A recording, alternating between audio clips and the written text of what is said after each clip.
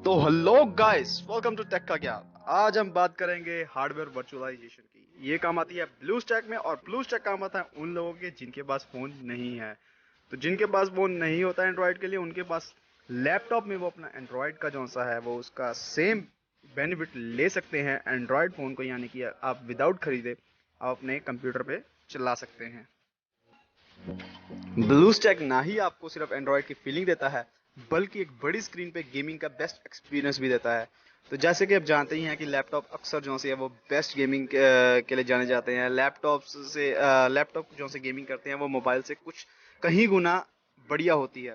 तो आप जैसे कि फ़ोन पे एक ही जगह पिन पॉइंट करके फिंगर्स को चलाना पड़ता है, जैसे कि कोई पियानो का प्लेयर चलाता है।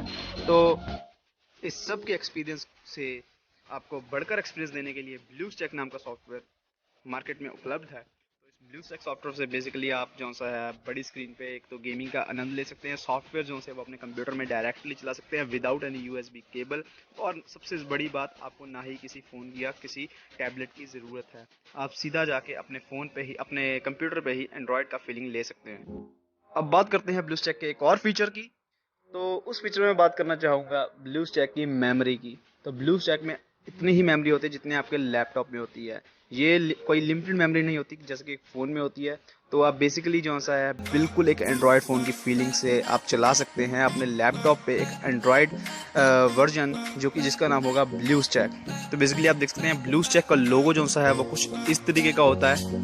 तो ये लोगो होता है ब्लू स्टैक का। अगर आप डाउनलोड करेंगे तो ये दो ऐप्स जो सी आपको ऐसे आपके डेस्कटॉप में मिलेंगी।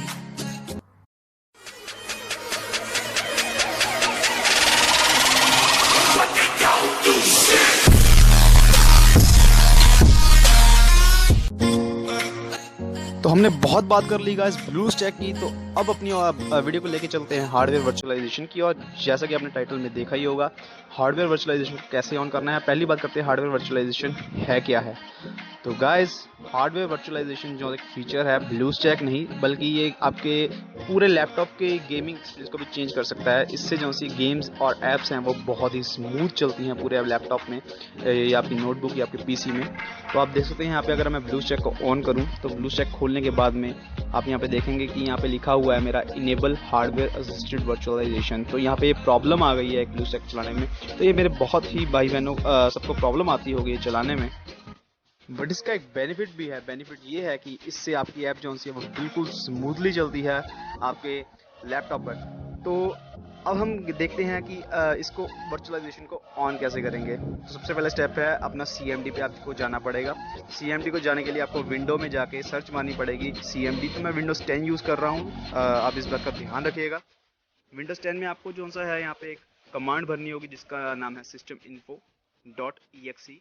ये कमांड जो सी है मैं डिस्क्रिप्शन में आपको दे दूंगा। डिस्क्रिप्शन में आपको सारी कमांड जो मैं यूज़ कर रहा हूँ या जो से मैं सॉफ्टवेयर यूज़ कर रहा हूँ वो आपको लिंक मिल जाएंगे। कुछ देर बाद गाइस यहाँ पे आप देख सकते हैं, आप हाइपर वी रिक्वायरमेंट्स करके एक नीचे इंफॉर्मेशन जो सी हमें दिखाई गई है। यहाँ पे एक इंफॉर्मेशन और है जिसका नाम है वर्चुअलाइजेशन इनेबल्ड इन फर्मवेयर। यहाँ पे ये नो है, इसका मतलब मेरा हार्डवेयर वर्चुअलाइजेशन जो सा है वो इस टाइम ऑफ है, जिसके कारण मेरी कुछ ऐप्स जो सी कि एमुलेटर्स यूज़ करते हैं। बेसिकली एक ब्लू स्टैक एक एमुलेटर ही है एंड्रॉयड का, जो सा एक पीसी पे हमें एंड्रॉयड की फीलिंग देता है। तो बेसिकली क्या होगा, अब हमको ब्लू स्टैक जो सा है इसको क्लोज करना पड़ेगा। तो आप बेसिकली यहाँ पे ऊपर देख भी सकते हैं, यहाँ पे एक छोटा सा एरर भी शो हो रहा है, ये इसी की चीज़ का एरर है। तो अगर आप इसको इग्नोर करके और अपनी ऐप को चलाते हैं तो बेसिकली फ़ायदा नहीं है उसको चलाने का, बिकॉज उस पर आपको फीलिंग नहीं आएगी जो सी एक एंड्रॉयड पे आती है। यहाँ पे हम ब्लू स्टैक को ऑफ कर देंगे। तो ब्लू स्टैक ऑफ करने के बाद में हम दोबारा से अब जो है सेटिंग्स में जाएंगे विंडो 10 की। यहाँ पे आप देख सकते हैं मैंने सेटिंग्स को ओपन कर लिया है।